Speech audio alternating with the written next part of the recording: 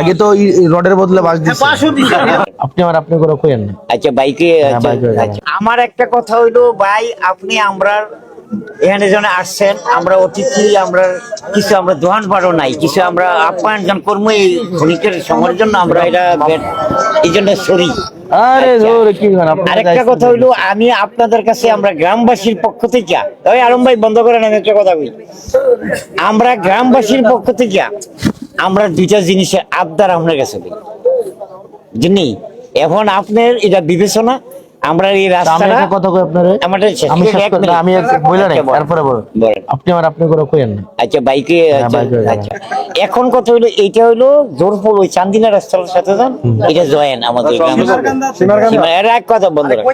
এখন ওই রাস্তার সাথে এই রাস্তাটা আমরা একটু যদি দয়া কইরা দেও ভাই, আমরা উপকৃত আবার আমরা স্মরণ রাখবো তোমার কথা যেই কোনো ব্যাপারে ইনশাআল্লাহ। আল্লাহ রকম আমরা গ্রামবাসী সব দলমত নির্বিশেষ, আর এদিক দিয়ে আমরা মসজিদের রাস্তাটা একটু টানতে দিবেন, আর স্কুলের যদি পারেন সম্ভব হয়, যদি হয় আর কি সময়ের মধ্যে, তাহলে বাউন্ডারিটা করে দিলে আমরা কৃতজ্ঞ থাকবো, এবং আমরা গ্রামবাসী দলমত নির্বিশেষে আমরা একাত্মতা স্বীকার করে আমরা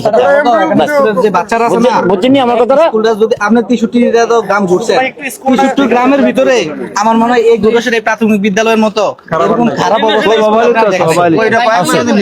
আমি কই কোন জায়গা খারাপ অবস্থা আছে বই কই আপনারে কাকু। ওই যে আমরা ইয়াতে গেছিলাম না, ওই যে সুলতানপুর ইউনিয়নের তুলাগাঁও না কি কি যেন একটা গ্রাম, মানে ওই যে আপনার ইয়াটা একটা স্কুল, কোনো মাঠ টাট কিচ্ছু নাই, শুধু একটা বিল্ডিং। গিয়া দেখলাম ওইখানে ছাত্র আছে 11 জন, এটা প্রাইমারি স্কুল, ছাত্র আছে 11 জন। আরে আমরা জুম্মার নামাজটা পড়লাম না মধ্যনগরের পরে, আমরা জুম্মার নামাজটা পড়লাম কোন মসজিদে? আরে ইয়া এসপি মিজান, যে আপনার নারায়ণগঞ্জের যে এসপি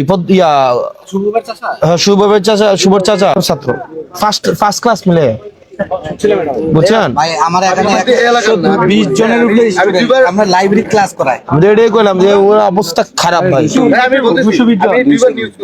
একটু ভিজিট করে যাইতো ভাই, যে অবস্থা মানে একদম ঝুঁকিপূর্ণ ভাবে বাইরে ক্লাস করে, মানে উপজেলা ইউনিয়ন মহল বাইরে ক্লাস করে টিচাররা বাইরে ক্লাস করে। আপনি দেখে দেন, আপনি ক্লোজিং আছে একদিন নম্বরে আনাইরা দেওয়া আছে আপনি না এর কাছে দিছি না, স্যার দ্বারা এর কাছে। আরে আসাদ ভাই 2 নম্বর 3 নম্বর আছে। সবচেয়ে বড় সমস্যা কি জানেন, ভবন সবকিছু ওই করতে সময় 3 নম্বর ভবন 10 বছর যায় না, বুঝছেন? সবচেয়ে বাংলাদেশের সমস্যা আমাদের বয়সে করতে সময় বেজাল করে, এই বেজালে 1 বছর যায় না, তাহলে কত করব? সরকার ওরা তো ঠিক আছে করতেছে, একটা জিনিস হয় কিন্তু ওরবেলা এটা দুর্বল করে। মেন সমস্যা ইঞ্জিনিয়ার যারা দেখশুন করে সবাই সব খাইয়া এই যে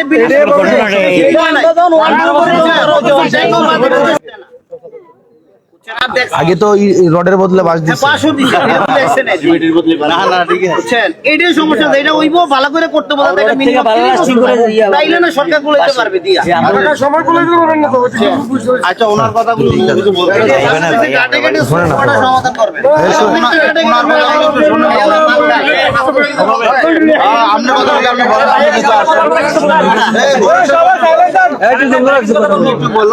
কাকু কাকু ও কাকু হাসান এদিকে, হাসান ভাই দিকে আরে বহেন।